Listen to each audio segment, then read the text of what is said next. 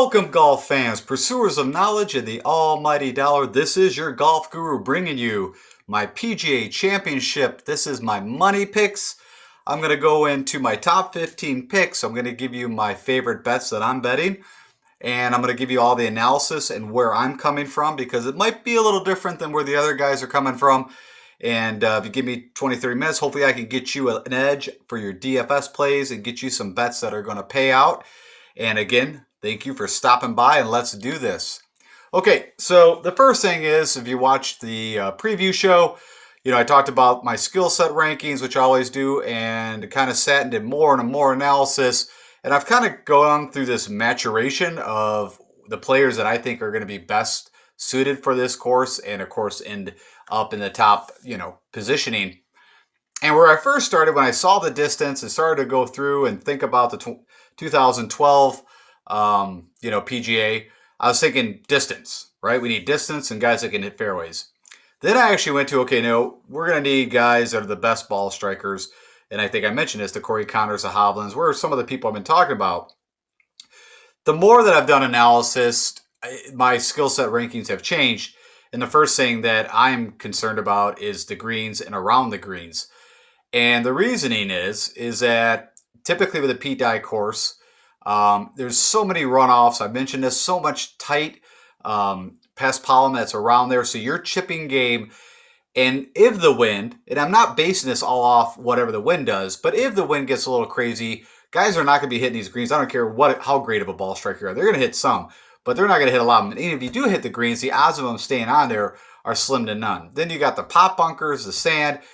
I really think for me that around the green is the first thing I'm worried about. And also this backed up with Rory when he won. If you watch Rory in his victory in 2012, he was missing fairways all over the place. This guy had to scramble. He had to get up and down, and he made some crazy putts to actually do what he did. So where I'm going with all this is that my way that I'm coming at this is a little different than what I was thinking in my preview show.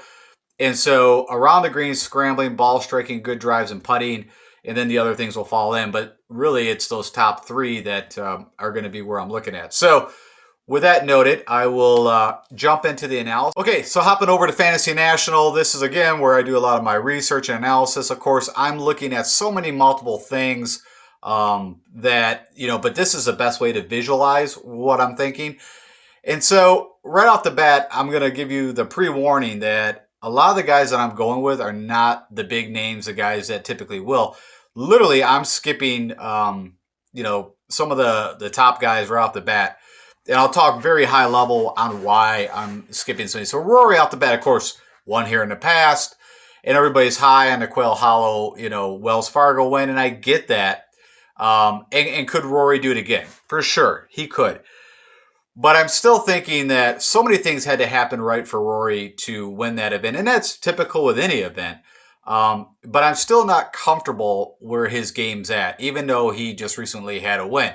And it's not about the cuts here and, but just for what I'm looking for, there's the things. And as you can see, if I look at the top two things over the last 12 rounds with Rory, around the green and scrambling and the putter, probably the biggest reason why I'm kind of out on Rory and is pure and simple is that I told you in the past that Quail Hollow is the best putting expeditions he's ever done is when he plays Quail Hollow, almost gaining 12 strokes with the putter. This is not Quail Hollow. Now, he had a good showing with the putter, of course, when he played here, almost 10 years ago. But he's even said he doesn't remember anything from that event. He remembers a little bit of the course. But all in all, like I said, I'm out on Rory. You're going to notice from a differentiation that some of my stuff's going to be, like I said, a little out there. But, from a DFS perspective, if what I'm going with hits, we'll at least be in the discussions of being up there, maybe not winning the million, but we're going to be up there because I guarantee the picks that I'm going with are not the usual. Justin Thomas was a tough one to fade. I'm not fading him, but he's just not in my top 15 picks.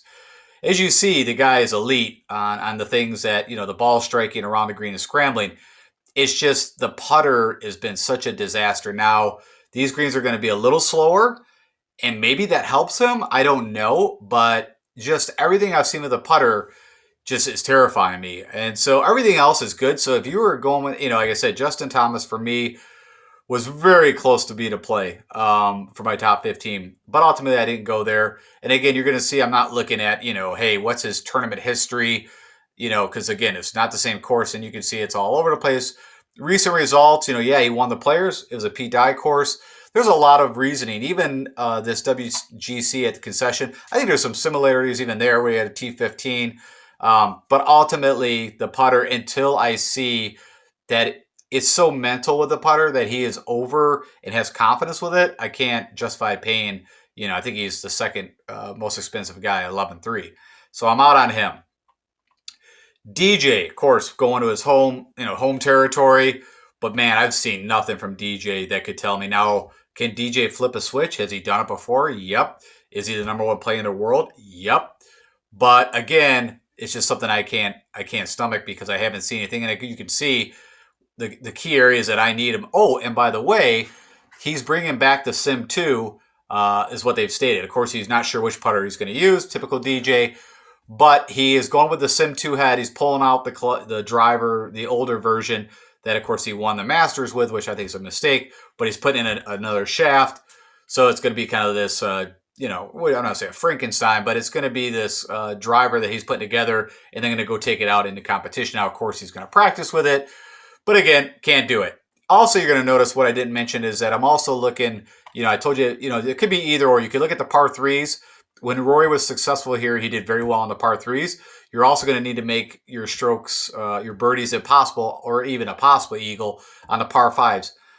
Another thing, I don't know if I mentioned this, and maybe I did, the yardage of this course, right, is going to be almost 7,900 yards. It's been stated that this course will not play at 7,900 yards. That is the max that it could play. They're guessing somewhere in the ballpark between the high 7,500 yards to somewhere around 7,600 yards. It's all going to depend. They're going to be moving the tees on every day. Again, that's not the real big reason why I've kind of come to the narrative and what I'm going with. It's multiple reasons. Jon Rahm, again, his game, I think, is just not where it was. I'm not going to blame the baby thing. He was having issues even beforehand. The putter, you can see the scrambling around the green. Still elite with the driver, still elite with the ball striking, but just not enough there for me to jump on board. It isn't anything to do with even his performance at the Byron Nelson, the cut at the Wells Fargo. But you can see pre-baby, technically he had the baby right before the Masters and shot a T5. And you can see, if you remember the first day at the Masters was a little rough for him. He just got better as it went on. But again, could he go out and win this thing? He could. I mean, any of these guys in the top could go out and win. Long story short, though, just for me and what I'm looking for, it's not Rahm. Bryson, of course, I've been on the last couple weeks, waiting for him to pop. And maybe I'm a little soured on what I saw at the AT&T. I know the first day, he just couldn't make any putts. And I'm just a little worried if that driver, when we think at the Masters he should do well, and he's done, terrible both, well, not good. I mean, a T46, and then I don't know if he missed a cut, I don't remember now in the 2020, but it wasn't good. I'm just worried that the driver could get a little out of hand. And, you can see his putting and scrambling, all that is pretty decent for sure. I mean, better than decent. But funny enough, I looked at this, and this was disturbing to me that on par fives, he's not gaining like he should be. And it's just crazy that's the way it is, but it is. So really at the upper 11, 10,000, first guy that I'm clicking on is Jordan Spieth, because of multiple reasons, right? Of course, Jordan is elite around the greens, his putting, his driver's got a lot better. You can see on the par fives, he is making hay. So for everything with me, I'm in on Jordan. Of course, he's been in great recent form. You can look at some of the past history at PGAs.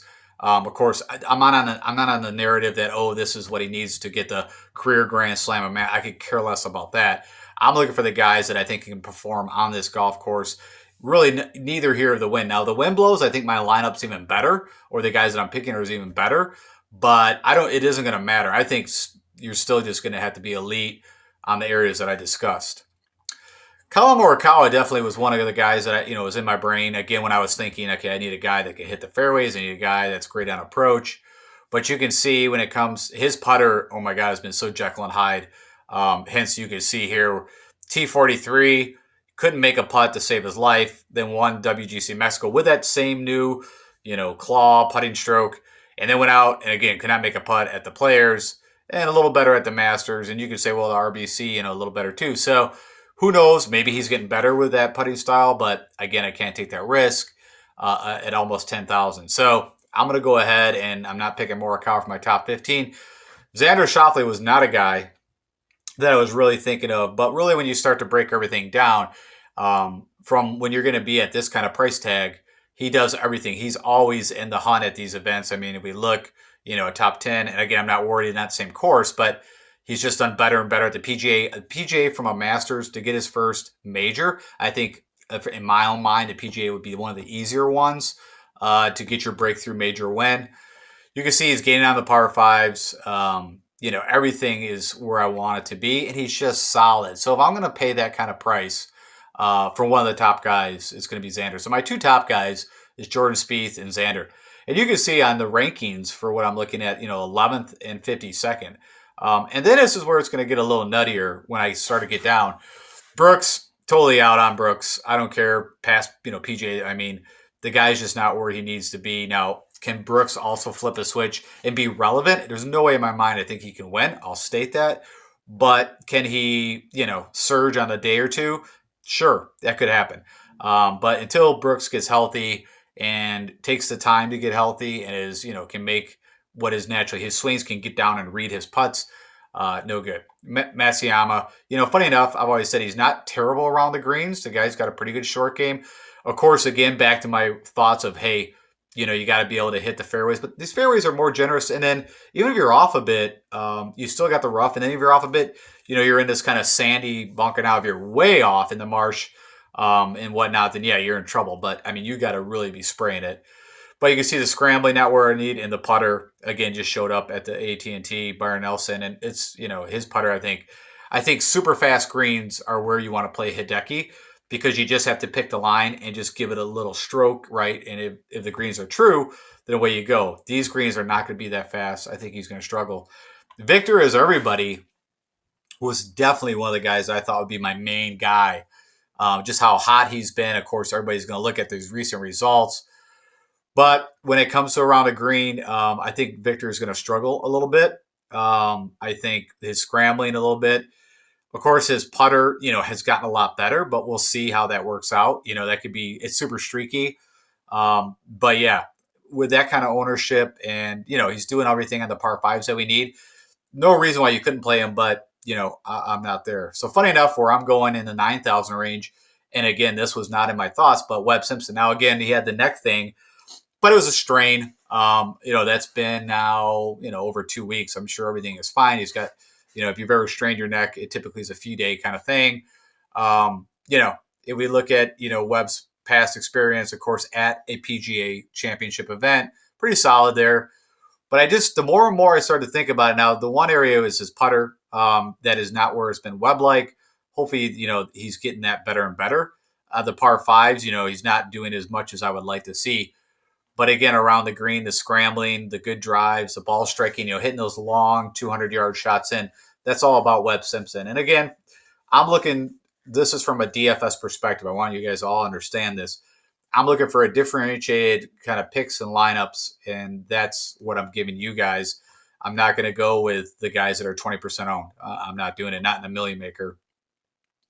So then I'm looking for the guys that might be a little sneaky, of course, with the areas that I'm looking at. Again, just trying to make you understand why I'm going down this path.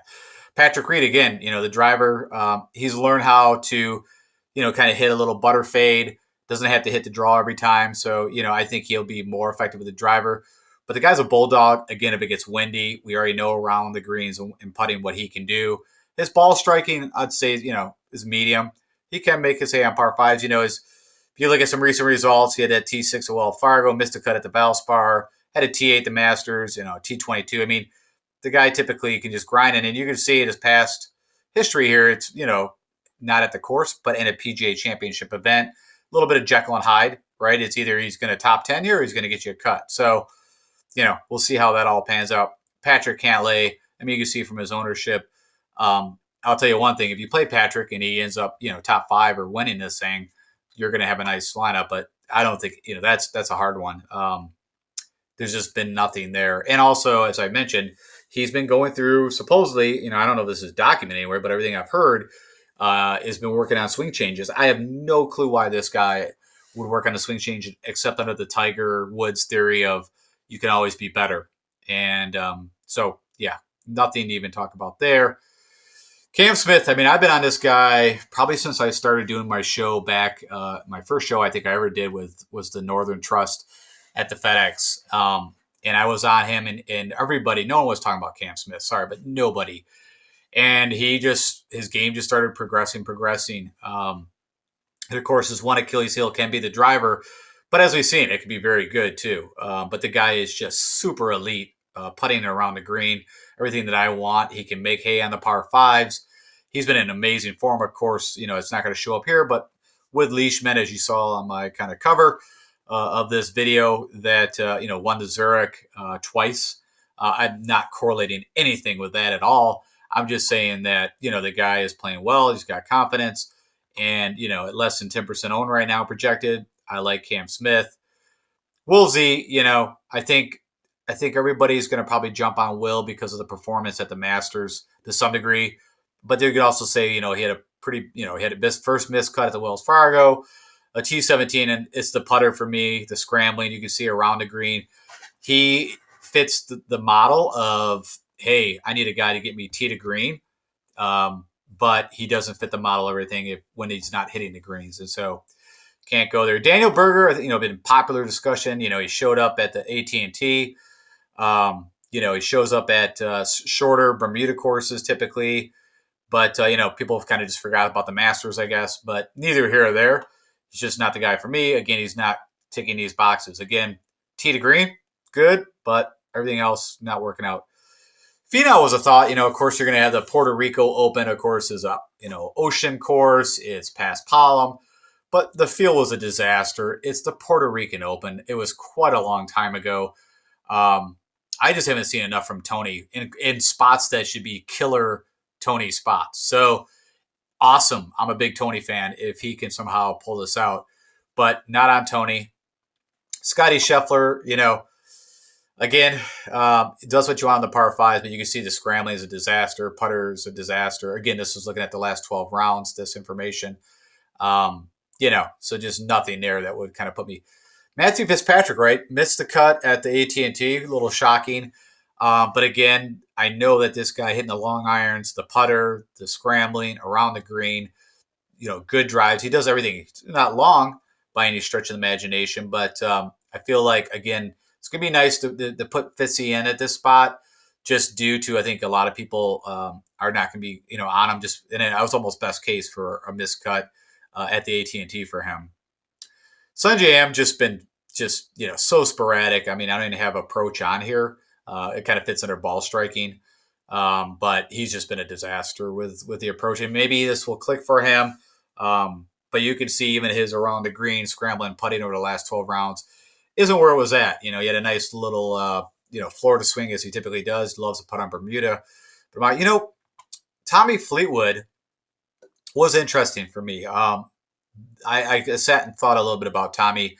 I think he can handle himself in some conditions, but just haven't seen enough from Tommy. Justin Rose, right, had that amazing first day at the Masters. Really hasn't done anything since, so that's about all I need to see. Terrell Hatton, man, one of my favorite players, but a bit like Rahm, right? If he gets a few things going sideways, it just seems like it really affects his game. His game hasn't been where it was, I don't know, 6 months ago, really, since we came out of the pandemic break. So yeah, not on T-Hat. All right, so moving on to Louis. I'm not picking Louis just because I was on him a few tournaments ago. Picking him because he's ticking every box that I want. Does well in majors. Also had a pretty good showing in 2015 at Whistling Straits, which is another Pete Dye course that I think is a very similar course that you can look at. Again, it's a while ago, so I'm not going to pull that up. But long story short, he's doing everything that I'm looking for, and I like Louis. Adam Scott, no, just not enough to show me what I need to see when he's also spraying the driver, which used to be Used to be his tee to green was the best, but everything else, that's kind of fallen apart, so lose that. You see Abraham Answer when it comes and I plug these things in. Over the last 12 rounds, ranking number one. It could Answer win his first tournament, be a major. It could happen. I'm looking at more Answer to do almost, what he's been doing. But I mean, look what, he's just been improving pretty much. T2 there, second place at Wells Fargo. Came from behind, almost, could have won that. You got Valspar. He does well on Pete Dye courses. The guy really is a prototypical player and was fitting my tee to green, but he also does putting very well, scrambling. I mean, everything you're looking for. Moving down the board, Shane Lowry. There's been some discussions on, if it gets crazy windy, Shane typically can do pretty well there. I just haven't seen enough out of Shane, and I can't take that risk. Joaquin just around the greens is not where I want it. Paul Casey, very interested in him. As you can see, ticks all the boxes here. Can gain on the par fives and pretty solid, right? And of course, he had the T2 last year at Harding Park. Not so much concerned about that, but couldn't handle himself, of course, in a major. And he's due to win a major.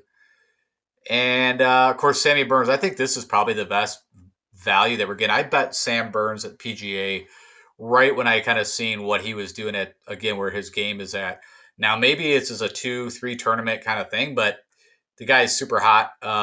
Definitely can get on the par fives, and for 7,500, I think that's a steal for Sam Burns. He's only played once recently. In 2019, he had a T29 at the PGA. But yeah, I like Sam Burns, and for the price, I think that's the best value almost on the board. Brian Harman, again, a guy that nobody's talking about, and I think could really do something here now. If you remember, nobody was looking at him at the Masters. He, had a chance. He actually played better, I think, than that T12 stated. But it's been in great form. Had a T3 at the Players, and he does. He's almost first in everything that I want up here. First, fourth. Actually, at one time when I was doing this, he was even beating Answer. So, of course, he doesn't have the distance, and he's not the same kind of ball striker. But the guy can manage his way around, and just like if you think of a Patrick Reed. He's going to get up and down. And so I like Brian Harman. Matty Walsh is probably one of the picks that I think a lot of people are talking about. And I agree that, again, but you can see he's meeting the areas that I'm looking for. The game's in great form for him. He's also done well. I don't know. Yeah. So he's done well at the PGA in 2019. The guy can play in majors, and he can also handle himself. The conditions get blustery. Yeah, so going down a little bit board, again, typically these picks would be in my value plays, but these are the guys that I'm going with in my top 15. And Charlie Hoffman, just on amazing form. I mean, he's actually full green in every area that I want. Doing well on the par fives. Recent results we already know. And it's had a little bit of a mixed bag. But I like everything I'm seeing, and I cannot just not pick the guy because talking about what his game was like. I mean, it's like picking DeChambeau, looking off his record 4 years ago. Keegan Bradley's been playing elite tee to green again for the price. I think he's a great play. He's had a pretty good solid showing at the PGA. So I like everything there. I've got no qualms. He's doing the things on the par fives. The putter concerns me a little bit, but as we've seen, it's been pretty solid. Let's go click on Keegan. So you can see last 3 rounds he's actually gained. Well, literally, if you look, the last 6 rounds he's gained with the putter, except at the Honda, where he lost about 2.5 strokes. Let's see here. Who else? Is that it? Oh, Tringali. Again, not a lot of guys are talking about Tringali, but he actually hits 3rd on my rank. And again, I don't want you to think that, I'm only going off the model play. Of course, I know what these guys have been playing and doing, and I know what I'm looking for. And so, but they have to be doing what where the areas that I think they got to be firing at to be successful here. Of course, he's had good showings. It's kind of funny.